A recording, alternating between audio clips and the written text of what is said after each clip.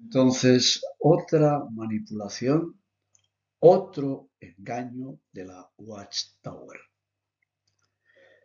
Dicen con el proverbio 4:18 que la luz se va haciendo cada vez más clara a medida que se acerca el fin, estableciendo una comparación con ese texto de Proverbios capítulo 4, versículo 18.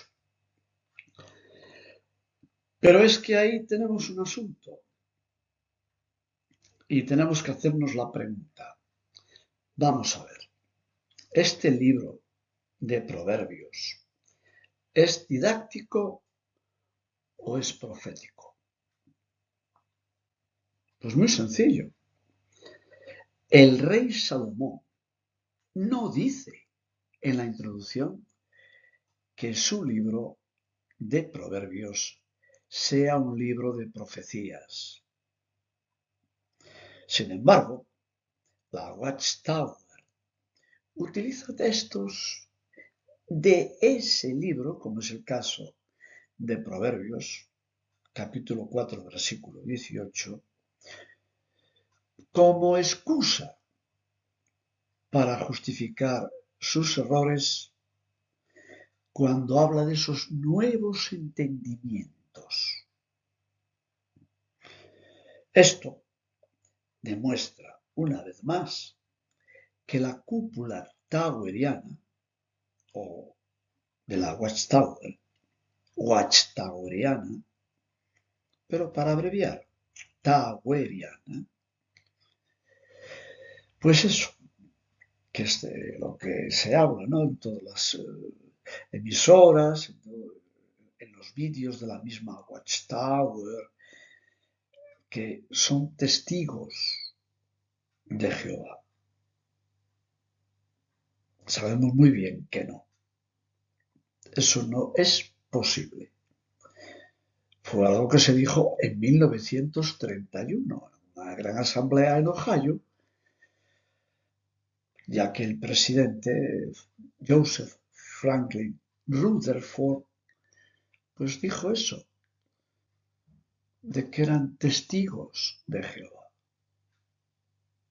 Gran mentira, una gran manipulación, como esta de la que estoy hablando ahora, del Proverbio 4:18.